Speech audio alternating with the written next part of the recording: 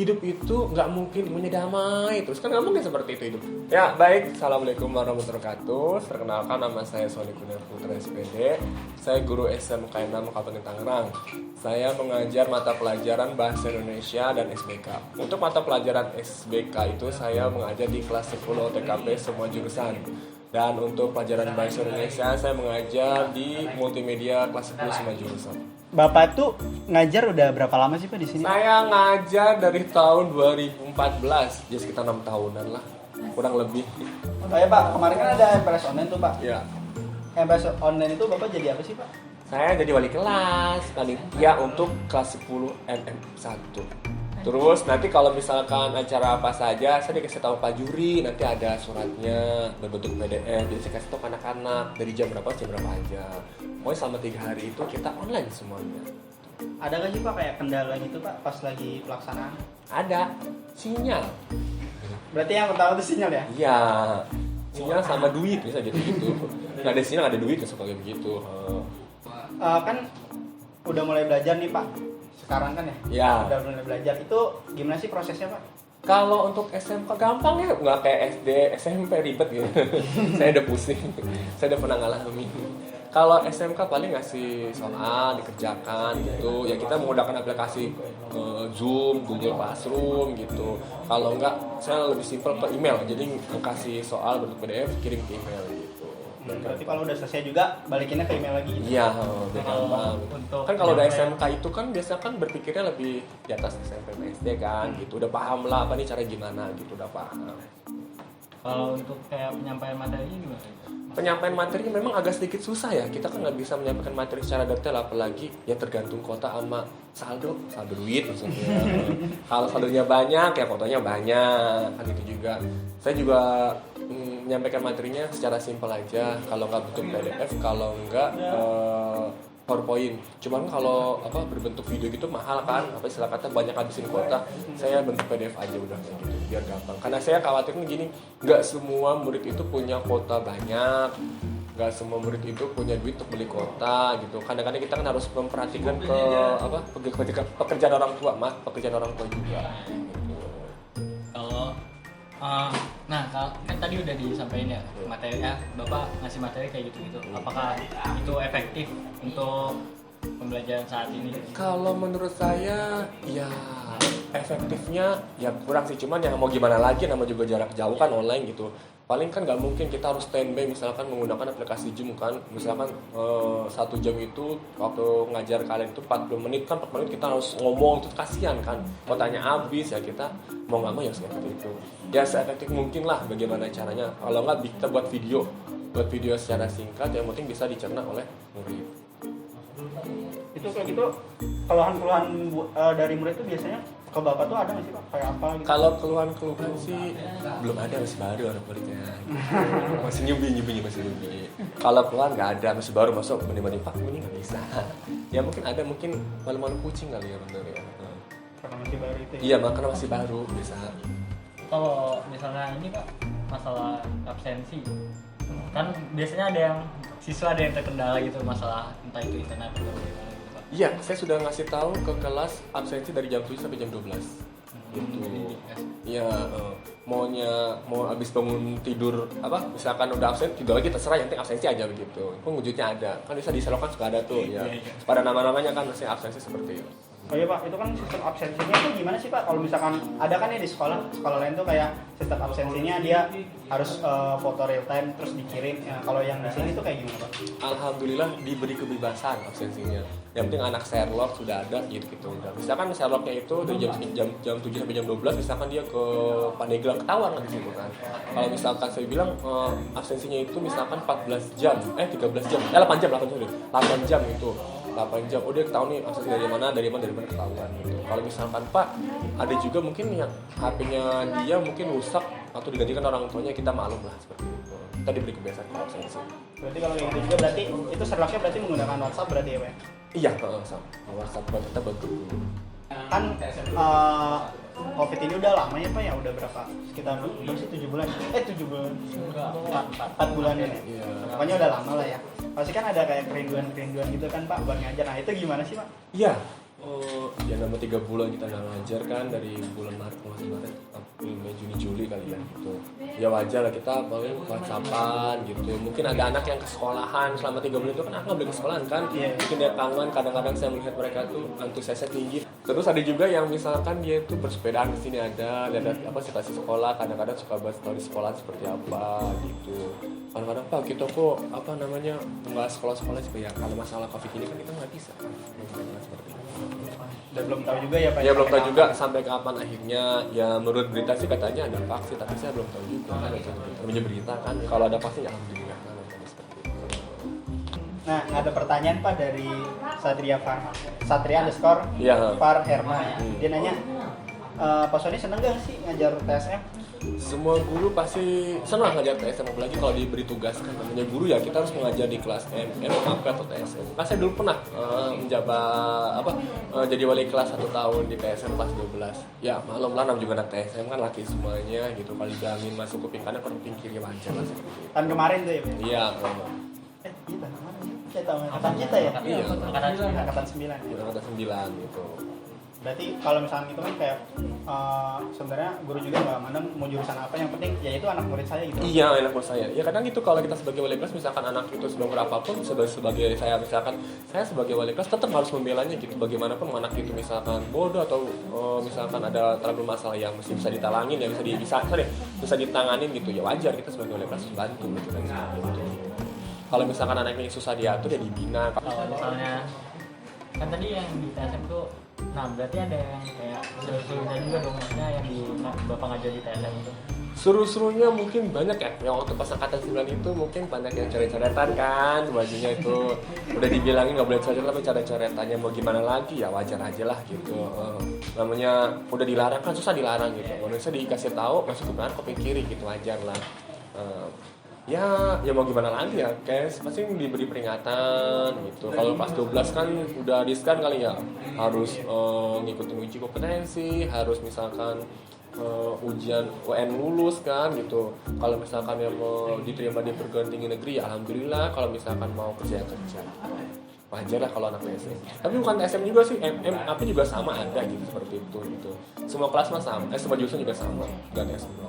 Iya Pak, kan biasanya kan setiap kelas 3 tuh kan ada akhir tahun nanti bakalan bukan akhir tahun, maksudnya akhir semester bakalan ada ini kan Pak, kayak drama gitu. Nah kemungkinan tahun yang besok ini bakalan ada nggak? Untuk drama untuk angkatan tahun ini saya cancel dulu. Karena kenapa? Karena kan lagi kayak gini kan, drama itu kan membutuhkan waktu sekitar 3 bulanan. Minimal kita Oktober November, kalau enggak Agustus September itu udah mulai.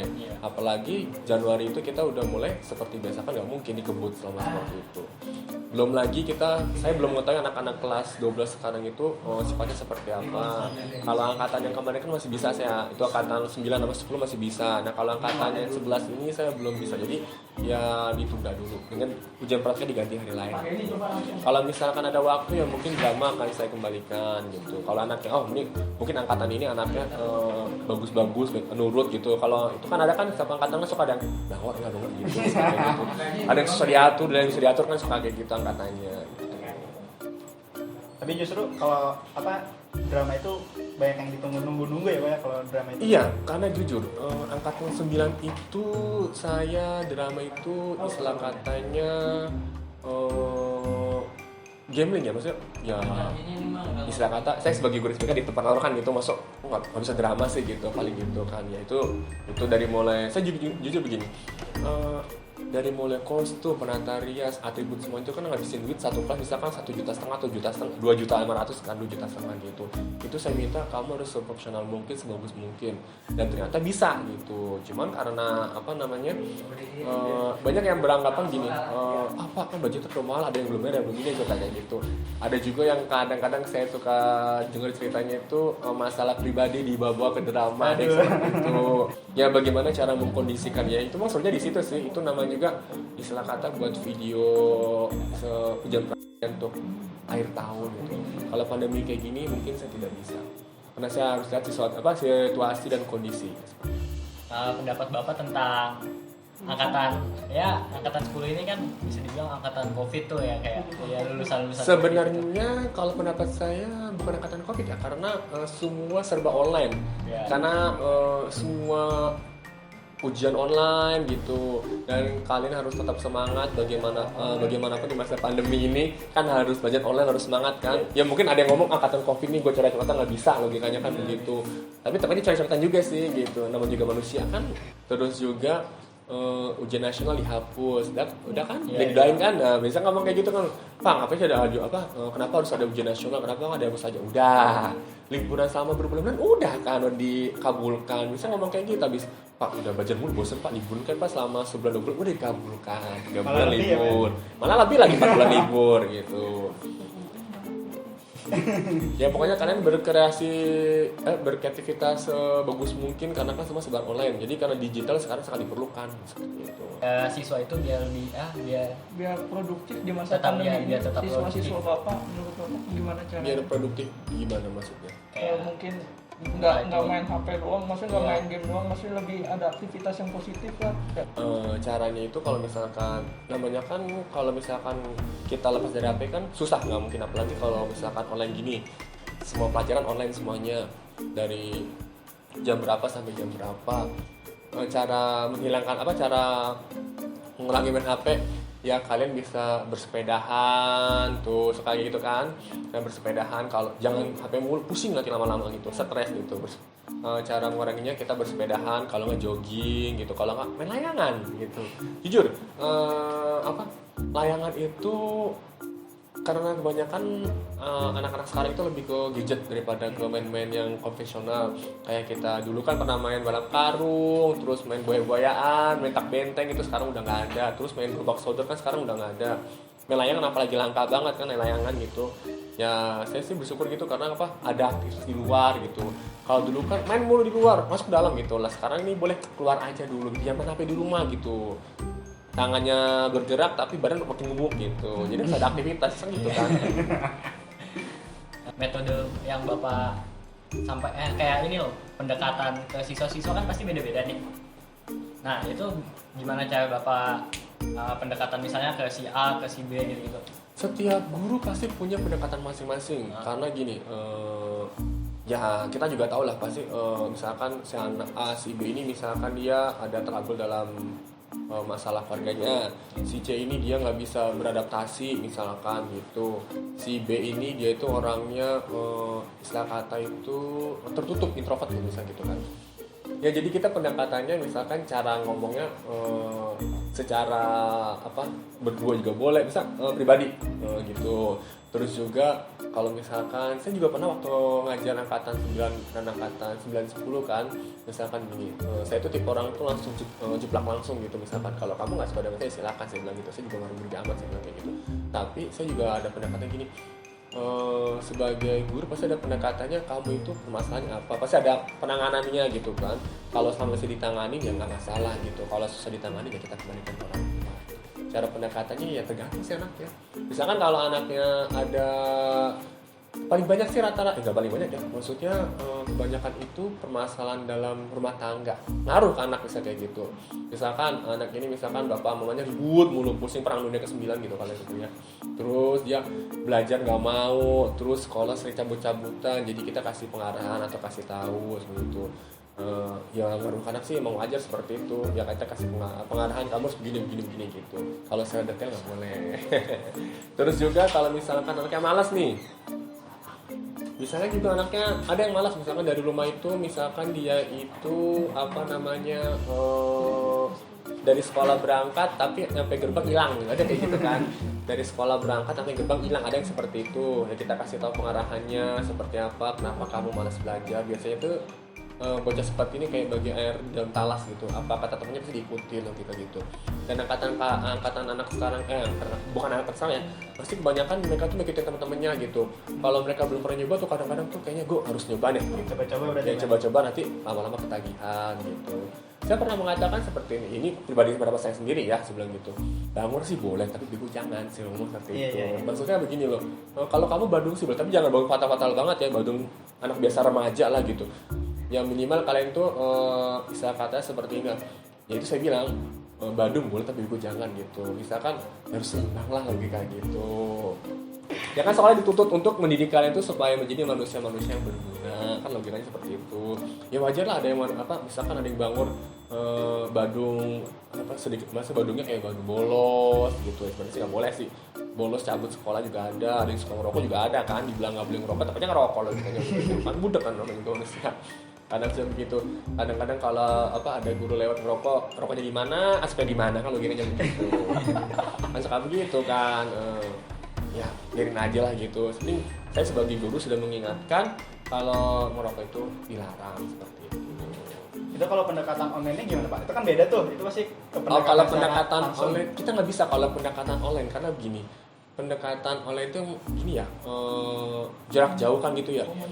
Paling yang mau nggak mau ya kalau pendekatan online ke anak-anak yang satu saya bilang kayaknya kurang bisa, kurang bagus gitu. Minimal satu anak bisa ngomong secara pribadi gitu kalau pendekatan online seperti itu gitu. Kalau ya kali masuk ngezoom satu anak curhat dengerin 36 orang mungkin kan, yang ada pribadi dia diumbar-umbar lagi logikanya begitu. Yang kita harus jaga privasi juga gitu. Mungkin kebanyakan kalau anak yang sekarang ini kalau misalkan saya ajarkan ya mungkin udah tahu sifat saya seperti apa gitu ya, mungkin nggak ada yang hati. Ada juga misalkan ada yang kalau saya ngomong kamu dia hati, ada juga seperti itu gitu. Saya juga ada juga anak waktu tahun kapan itu angkatan ke-7 kalau nggak salah itu. Jadi dia itu sifatnya seperti ini. Dia itu nggak mau dicengin orangnya, sama teman-teman nggak mau dicengin. Jadi kalau dicengin itu dia marah mulu gitu. Saya bilang gitu lah, hidup itu nggak mungkin maunya damai. Terus kan nggak mungkin seperti itu hidup kan, maunya damai, tenang gitu. Ya kalau itu juga mau saya bilang kayak begitu. Tapi sudah saya bilang hidup itu nggak bisa seperti itu. Kalau kamu kerja dicengin ya, ini nggak usah kerja saya bilang gitu. Kalau kamu mau dicengin ya usah sekolah dan kata seperti ini. Yang namanya kan politik Indonesia kan beda-beda kan. Apa yang dipikirin ntar kalau dipikirin sakit. Ngapain sih nggak mau begitu saya nggak mau. Kayak gini Pak, kan pas masih sekolah nih, itu kan kurikulum 13 ya. Iya. Nah, Udah itu kan 13. menuntut siswa buat lebih aktif, lebih ya istilahnya lebih survive lah. Nah, kalau misalkan online itu gimana tuh Pak? Kayak ini tuh nggak, kurikulum 13 ini ngaruh nggak sih Pak? Kepake nggak sih Pak? Kalau ya kan kalau online belum bisa ya. Kalau sebenarnya sih kurikulumnya itu kalau saya belum tahu juga karena kurikulumnya sekarang masih baru kan. Kalau online ini pasti ya kita berusaha lah semaksimal mungkin supaya bisa murid itu paham gitu dengan kita menggunakan, kalau saya itu bahasa Indonesia kan menggunakan bahasa-bahasa yang mudah dipahami logikanya seperti itu. Ya, misalkan kalau misalkan dia nggak tahu, kalau nggak telepon nanya di WA. Kalau misal mulai saya kurang tahu juga. Kalau saya seperti itu. Ya lebih baik to the point. Kamu nanya apa yang susah di ini baru telepon, kalau nggak di WA. Berarti kayak gitu agak gimana ya Pak? Agak rame ribet juga, ya? ribet juga apalagi misalkan kalau misalkan seperti biasa kita kan nanya, kamu nanya apa? Kita bisa ngomong secara langsung. Kalau online kan susah juga. Kalau ada 38 anak kan lumayan gitu bener gitu. Nah itu apa ya Pak namanya? Kan ada omongan atau baru iso lah Pak, baru iso kalau ujian pembelajaran jarak jauh ini atau online ini bakalan dilanjutkan setelah COVID. Itu menurut pendapat Bapak gimana sih? Ya kalau dilanjutkan ya kita ya kita ikutin aja. Tuh. Karena jawab pemerintah kan kalau misalkan kalau ini benar ya kita ikutin, kalau enggak ya udah gitu. Kita lanjut seperti biasa aja. Sampai pandemi ini berakhir ya mungkin ya kalau masih ini dilanjutkan online lanjut. Kita sebagai guru nggak ngikutin.